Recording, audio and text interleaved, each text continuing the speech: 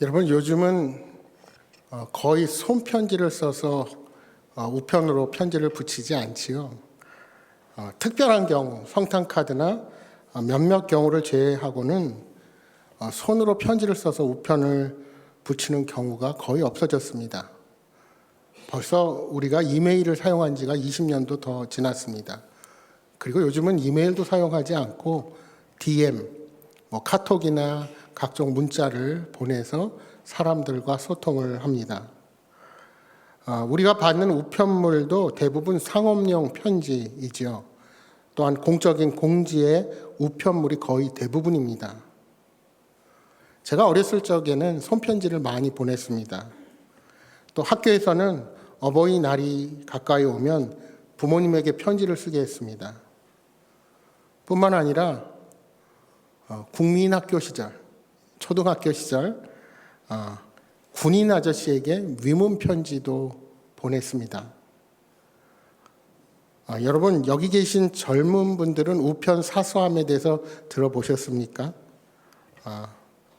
음성 사서함은 전화를 걸다가 몇 번 들어보셨을 것입니다. 그러나 우편 사서함은 아주 특별한 경우에만 사용합니다. 물론 우편 요금을 수취인 부담으로 저렴하게 그렇게 수령하는 용도로도 쓰이지만 대체적으로는 군부대나 교도소나 구치소 등의 주소가 비공개로 된 시설에 들어가는 우편물들이 이 사서함을 통해서 들어오게 됩니다. 이 경우에 보안을 목적으로 편지를 검열하는 경우가 있습니다. 여러분, 우리가 이메일로 해외 선교사님들에게 편지를 보내는 경우 기독교를 탄압하는 국가에다가 편지를 보낼 때는 보통 선교사님 하고 보내는 것이 아니라 사장님, 부장님 이렇게 호칭을 불러서 이야기를 나눕니다. 종교적인 직분이나 그런 표현들을 은어를 사용해서 나누는 경우가 있습니다. 이것은 누군가가 그 메시지를 읽는다고 생각하기에 벌어지는 일입니다.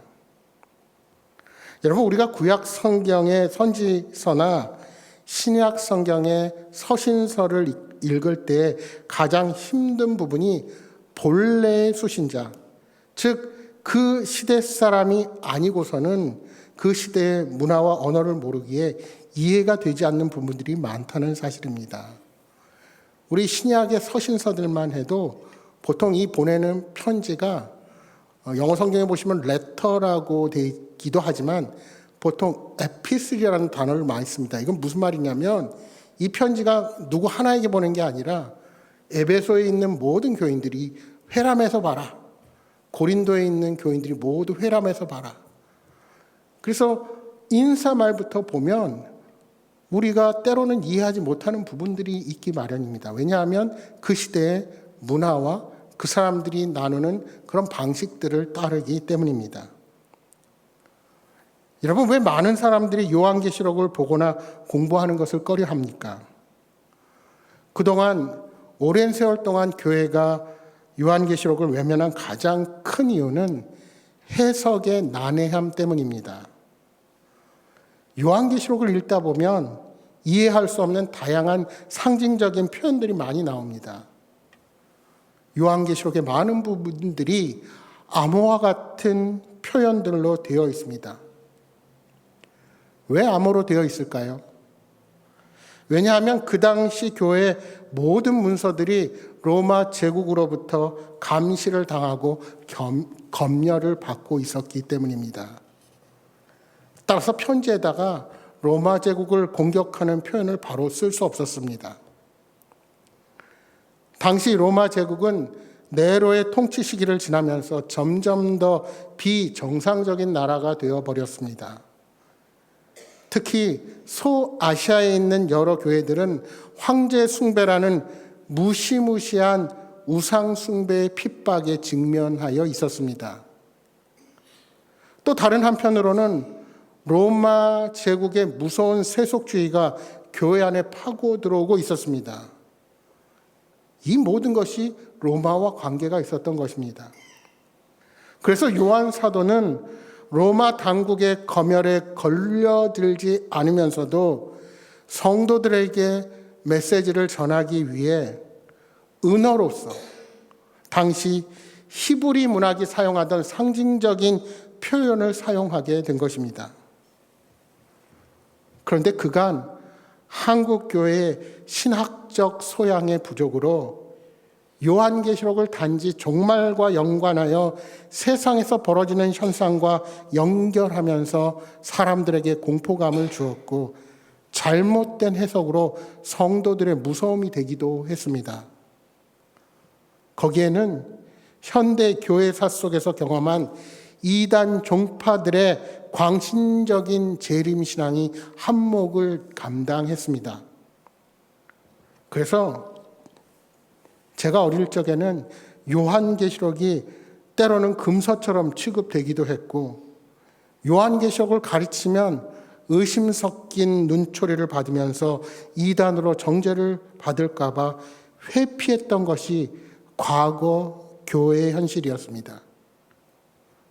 그러나 여러분, 요한계시록은 1세기 말 로마 제국의 박해에 직면했던 그리스도인들에게, 그리고 2000년 동안 세계 곳곳에서 유사한 핍박을 당한 하나님의 종들에게 위로와 용기를 주는 하나님의 말씀입니다. 그런데 많은 사람들이 요한계시록을 읽을 때 그 사실을 간과하고 읽는다는 점입니다. 더구나 더 큰 문제는 요한계시록을 단지 미래의 종말론적 사건들에 대한 시간표를 얻으려는 데만 할애하고 있다는 것입니다. 그것은 요한계시록에 언급되거나 암시된 종말론적 재앙들을 가까운 미래의 인물들이나 사건들에 끼워 맞추려는 잘못된 시도입니다. 여러분, 그동안 많이 들어왔죠. 666이 누구다. 14만 4천 명만 구원받는다. 짐승의 표가 이런 것이다. 우리 어렸을 적에는요, 아주 보수적이고 세대주의자들은 크레딧 카드도 쓰지 말아라. 도장 찍으면 안 된다. 뭐 지금도 많이 그런 것들이 나오죠. 그러다 보니 요한계시록은 종종 우리에게 위로를 주는 책이 아니라 두려움을 주는 책으로 다가온 것입니다. 하지만 요한계시록이 제공하는 종말론적인 사건에 대한 정보는 그 자체가 목적이 아니라 고난 중에 있는 성도들에게 위로와 소망 그리고 용기를 주는 더 중요한 목적을 가지고 있습니다. 그렇다면 고난과 박해에 직면하지 않는 사람들에게 요한계시록이 어떤 의미를 가지고 있을까요? 요한복음 13장 33절에 우리 주님께서 말씀하십니다. 이것을 너희에게 이르는 것은 너희로 내 안에서 평안을 누리게 하려 함이라. 세상에서는 너희가 환난을 당하나 담대하라. 내가 세상을 이기었노라. 여러분, 세상이 주는 평안과 하나님이 주시는 평안의 다른 점이 무엇입니까? 세상이 주는 평안은 무언가 소유를 내가 얻는다거나 무언가를 성취해서 얻는 평안으로 매우 한시적입니다. 여러분, 그렇게 바라던 새 차를 구입해 보십시오.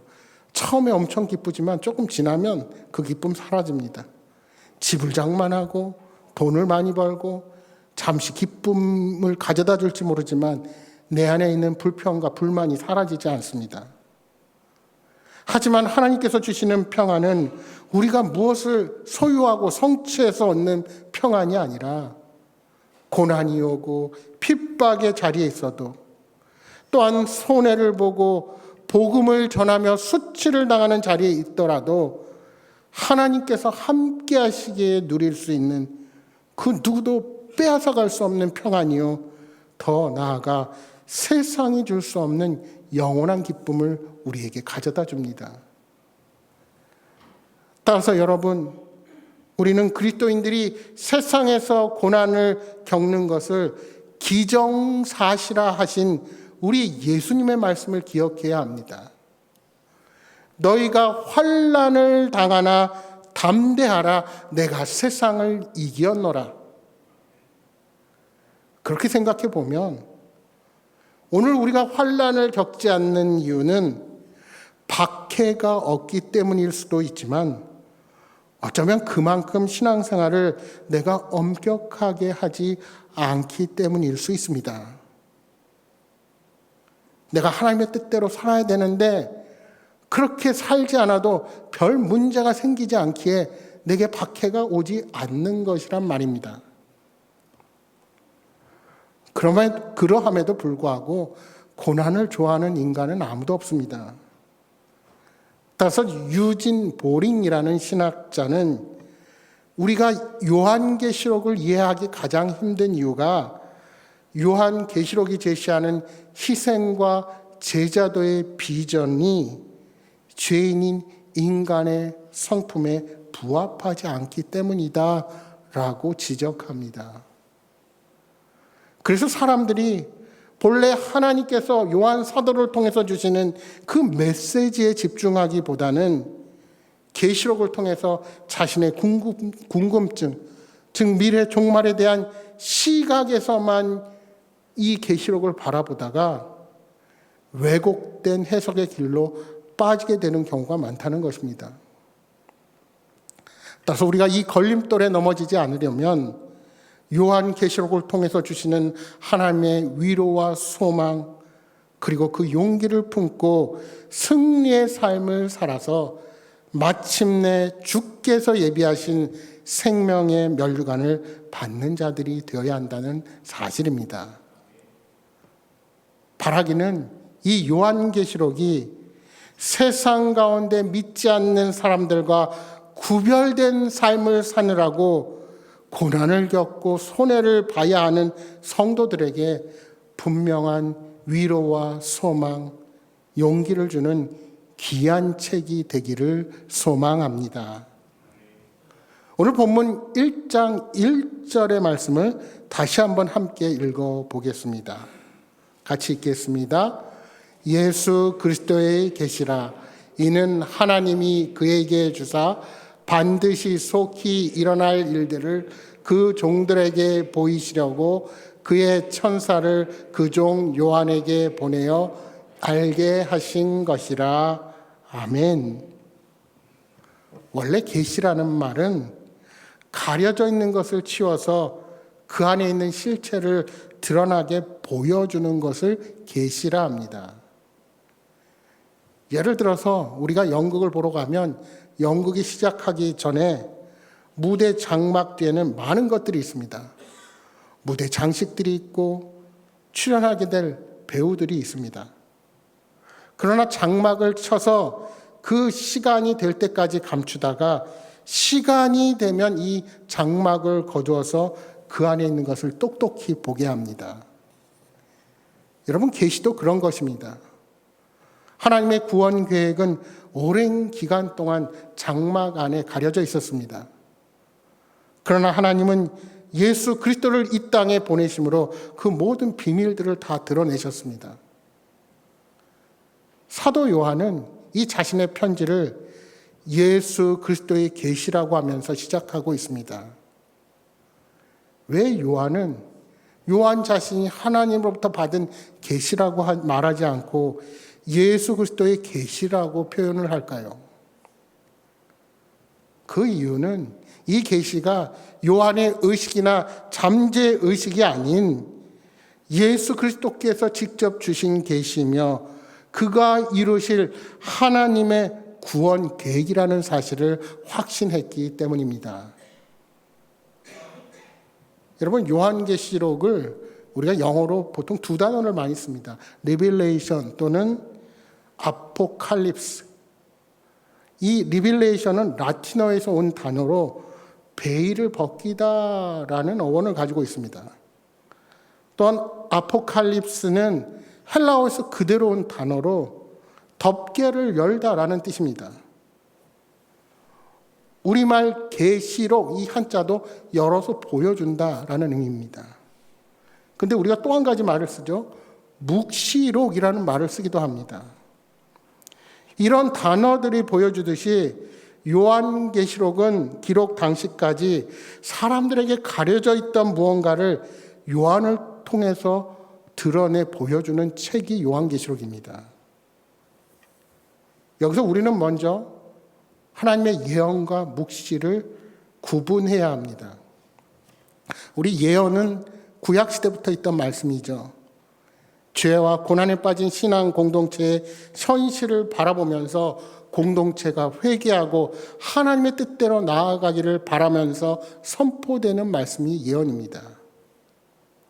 이런 면에서 요한계시록은 로마 제국의 유혹과 핍박 중에 있는 7 교회로 하여금 회개하고 하나님의 뜻을 이루기를 촉구하는 예언의 말씀이 맞습니다.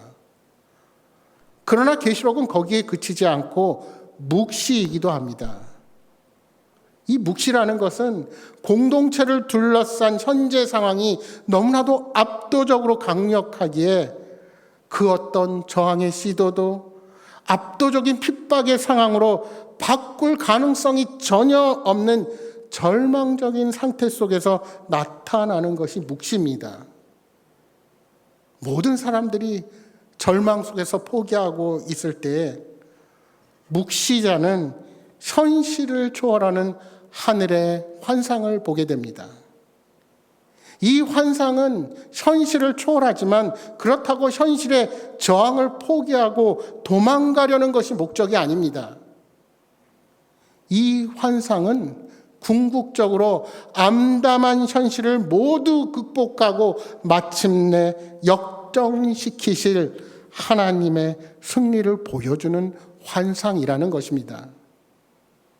따라서 묵시는 절망적인 상황 속에서도 현실의 소망을 잃지 않도록 성도들을 격려하는 글입니다. 다만 그들을 억압하는 그 제국의 거대한 힘으로 인해서 이것을 자유롭게 표현할 수가 없어서 환상과 은유와 상징의 언어를 동원하는 것입니다. 여러분, 이러한 묵시 문학의 대표적인 예가 이미 구약에 있습니다. 무슨 책일까요? 유다가 패망하고 바벨론 제국의 포로로 끌려간 암울한 현실 가운데 하나님 나라가 회복될 것을 암호화 상징으로 환상과 우주적인 언어를 동원하여 보여주는 책이 있습니다. 바로 그것이 다니엘서입니다. 자칫 바벨론 제국의 삼엄한 감시, 그리고 바벨론 제국이 망하고 페르시아 땅에서 살아가는 그들에게 그 감시망에 걸릴 수가 있기 때문에 히브리 문학에서 내려오는 이 묵시 문학의 형태를 빌려서 메시지를 선포하는 것입니다.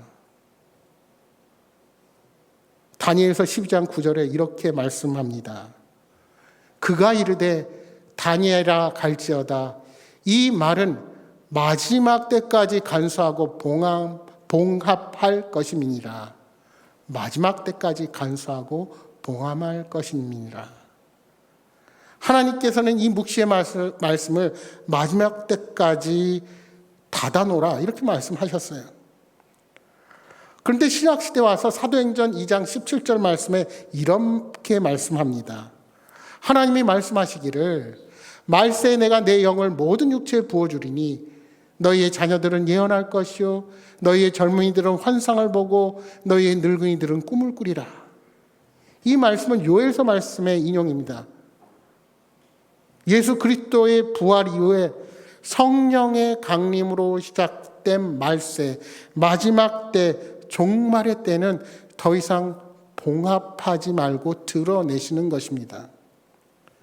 요한계시록 22장 10절에는 이렇게 말씀합니다. 또 내가 말하되 이 두루마리의 예언의 말씀을 임봉하지 말라. 때가 가까우니라. 그리고 오늘 우리가 읽는 본문 1장 3절에는 예언의 말씀을 읽고 듣고 지키는 자는 복이 있나니 때가 가까우니라 말씀합니다. 결국 말씀을 종합해 보면 신약 시대를 살아가는 성도들에게 계시는 더 이상 감추어져 있지 않는 열린 계시라는 것입니다. 그동안 감추어졌던 하나님의 비밀의 신비가 많은 사람들에게 폭로된 것입니다. 바울 사도도 로마서 말씀을 마치면서 이렇게 고백합니다. 로마서 16장 25절 이하 27절에 말씀합니다. 나의 복음과 예수 그리스도를 전파함은 영세전부터 감추었다가 이제는 나타내신 바 되었으며 영원하신 하나님의 명을 따라 선지자들의 글로 말미암아 모든 민족이 믿어 순종하게 하시려고 알게 하신 바 그 신비의 계시를 따라 된 것이니 이 복음으로 너희를 능히 경고하게 하실 지혜로우신 하나님께 예수 그리스도로 말미암아 영광이 세세 무궁하도록 있을지어다. 지혜로우신 하나님께 예수 그리스도로 말미암아 영광이 세세 무궁하도록 있을지어다. 예수 그리스도로 말미암아 그 하나님의 비밀은 나타나신 바 되었습니다. 따라서 요한계시록을 대하기 전에 우리가 1장 1절에 예수 그리스도가 주시는 계시라는 의미를 분명하게 해야 합니다. 그러니까 먼저 요한계시록은 예수님이 바로 이 책의 저자라는 것입니다. 요한 사도라는 엄연한 이 책을 기록한 저자가 있음에도 예수 그리스도의 계시라 하고 분명하게 밝히고 시작합니다.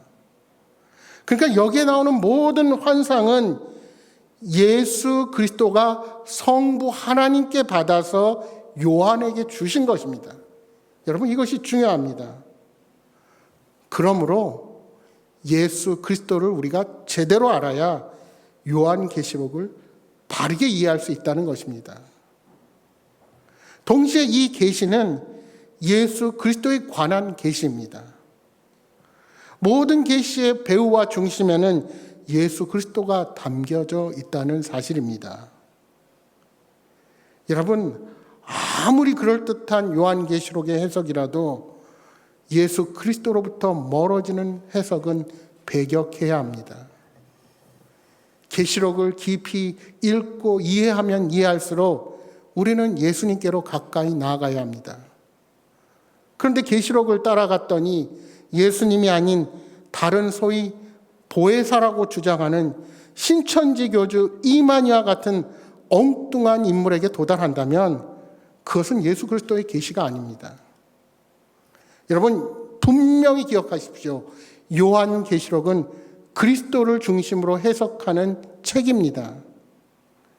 따라서 우리는 이 계시록의 편지를 구체적으로 살펴보기 전에 이 편지를 처음 받아본 최초 독자들의 관점에서 요한계시록을 바라볼 수 있어야 합니다. 당시 소아시아에 살던 초대교회 그리스도인들은 안으로는 거짓 선지자들의 미혹을 받았고 밖으로는 로마 황제 숭배를 거부하면서 박해를 받아야만 했습니다. 사도 요한도 그런 이유로 밤모섭으로 유배가게 된 것 아닙니까? 하나님은 이렇게 녹록지 않는 상황에서도 세상과 타협하지 않도록 보통 사람의 눈으로는 볼 수 없는 것들을 그들에게 보여주시면서 위로와 용기를 주셨습니다. 그러면서 하나님께서 구체적으로 무엇을 보여주셨을까요? 하나님께서 보여주시는 계시의 내용은 크게 두 가지로 생각해 볼 수 있습니다. 첫째로 요한계시록은 박해와 미혹을 직면한 그리스도인들이 땅만 바라보지 말고 하늘을 바라보도록 요구합니다. 이것을 바로 종말론적 신앙이라 할 수 있습니다. 우리가 비록 이 땅에 살아가더라도 생각하지 못한 때에 주님께서 다시 이 땅에 오실 것을 생각하면서 하늘에 계신 하나님을 믿음의 눈으로 바라보는 것이 종말론적인 신앙입니다. 둘째로 요한계시록은 박해와 미혹에 처한 성도들이 지금 현재만 바라보지 말고 미래에 일어날 종말론적인 사건들을 내다볼 수 있도록 안내합니다. 이것 또한 종말론적 신앙의 필수 요소입니다. 쉽게 말하면 신앙이라고 하는 것은 현재를 살아가지만 미래에 있게 될 하나님의 구원과 심판을 늘 바라보면서 그렇게 말씀을 볼 수 있어야 한다는 것입니다. 지금은 그리스도인들이 예수 그리스도를 이 땅에서 따르느라고 고난을 받지만 미래에는 반드시 그들을 위한 구원이 있고 그들을 박해하는 박해자들에 대한 준엄의 심판이 반드시 기다리고 있다는 사실을 기억해야 합니다. 여러분 자신이 심판하려고 하지 마십시오. 분명히 악한 자들에 대한 심판은 하나님께서 계획하고 계십니다. 우리는 그저 우리의 자리에서 우리가 감당해야 할 믿음의 경주를 달려 나아가기만 하면 됩니다. 우리가 이 사실을 인식하고 살아간다면 지금 현실 삶이 힘들고 괴로울지라도 하나님의 약속을 바라보며 큰 위로를 얻을 수 있게 되는 것입니다. 여러분, 지금도 세계 어디에선가 예수 그리스도를 따르는 사람들이 다양한 핍박을 당하고 있습니다. 오늘 우리 교회가 초대 교회와 같은 박해를 당하지 않지만 미혹의 위험은 곳곳에 여러분을 기다리고 있습니다. 이단과 사이비 종교가 우리들의 약한 부분을 공격합니다.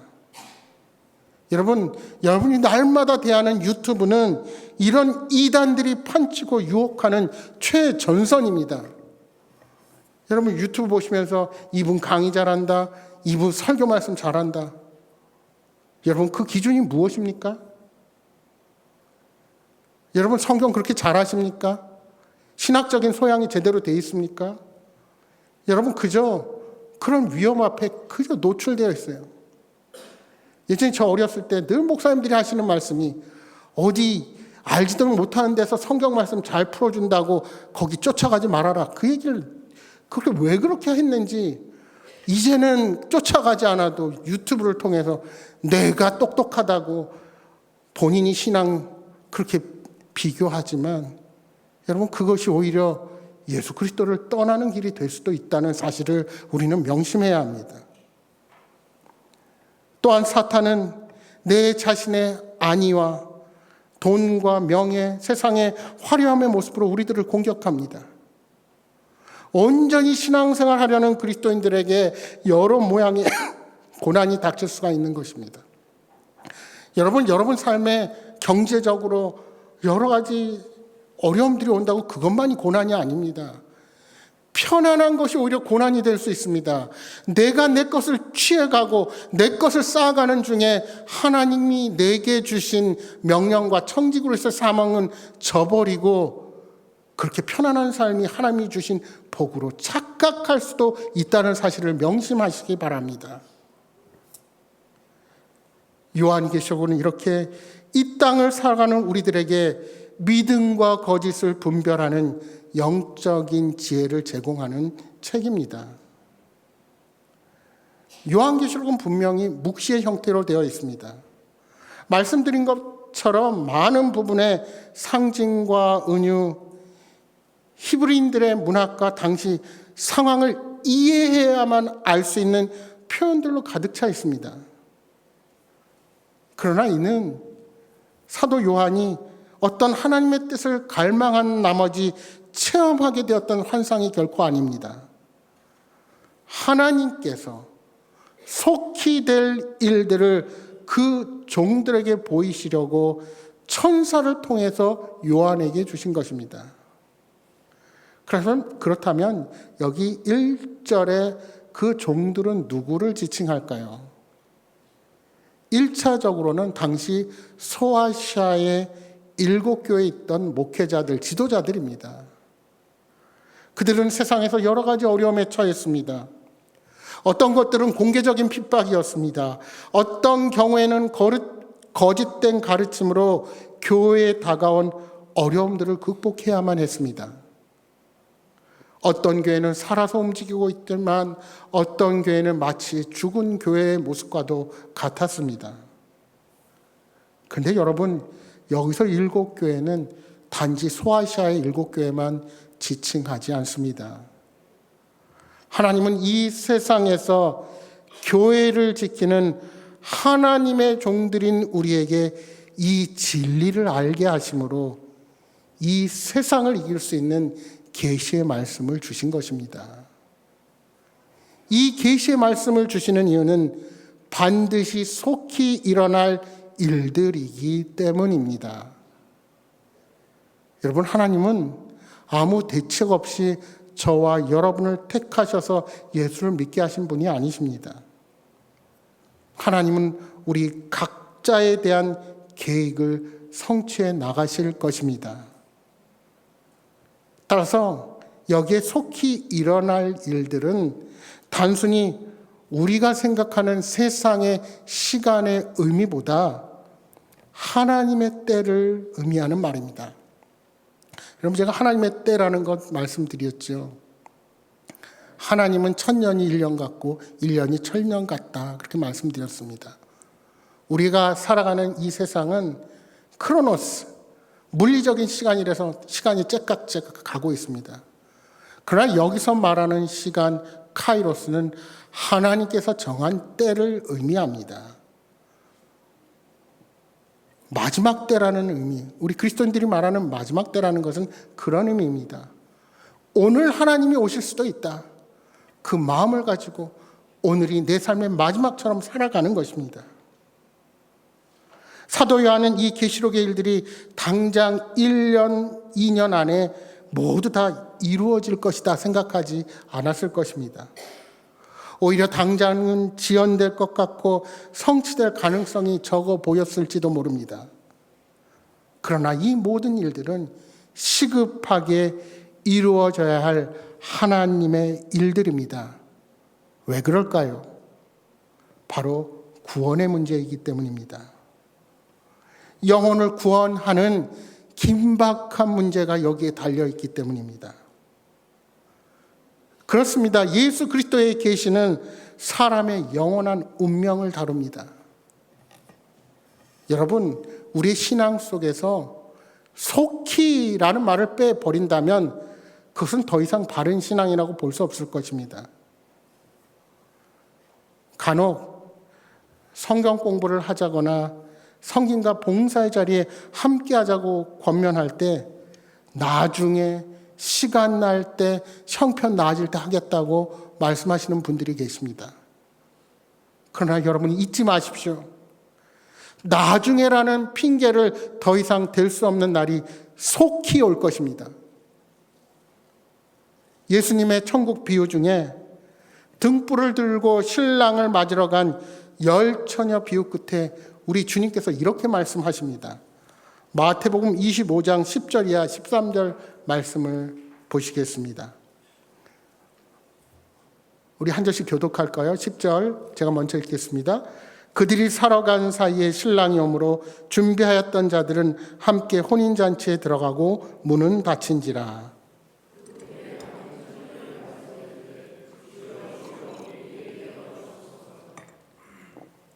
대답하여 이르되 진실로 너희에게 이르노니 내가 너희를 알지 못하노라 하였느니라. 그런즉 깨어있으라. 너희는 그날과 그때를 알지 못하느니라. 아멘.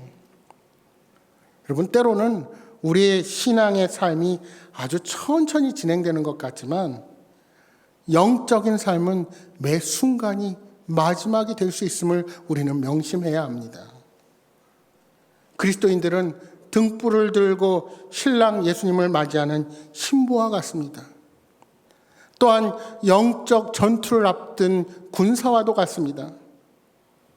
아직은 아무런 일이 일어나지 않습니다. 모든 것이 평온합니다. 그러나 치열한 전투가 속히 예측하지 못한 때에 벌어지게 될 것입니다. 영적인 긴장을 늦추지 말고 늘 깨어서 우리에게 말씀하시는 하나님의 음성에 귀를 기울이며 그 말씀에 순종하는 여러분 모두가 되시기를 소망합니다. 사랑하는 여러분, 요한은 이 예언의 말씀을 읽고 듣고 기록한 것을 지키는 자들은 복이 있다고 말씀합니다. 왜 그렇습니까? 종말의 때가, 마지막 때가 가까웠기 때문입니다. 따라서 말씀을 읽고 그 내용이 무슨 의미인지 배우며 적극적으로 지켜야 합니다. 여호수아 1장 8절에 우리 주님 이렇게 말씀합니다. 우리 한 목소리로 우리 8절 말씀 읽어보겠습니다. 이 율법책을 내 입에서 떠나지 말게 하며 주야로 그것을 묵상하여 그 안에 기록된 대로 다 지켜 행하라. 그리하면 내 길이 평탄하게 될 것이요 내가 형통하리라. 아멘. 바라기는 이 말씀을 우리 입에서 떠나지 않게 하며 주야로 묵상할 때 우리는 세상이 줄 수 없는 가장 귀한 보물을 소유한 자로 살아가게 될 것입니다. 어떠한 역경과 고통도 그 보물을 소유한 자를 해하지 못할 것입니다. 그 믿음으로 주님과 동행하는 복된 삶을 살아가시는 여러분 모두가 되시기를 주님의 이름으로 축복합니다.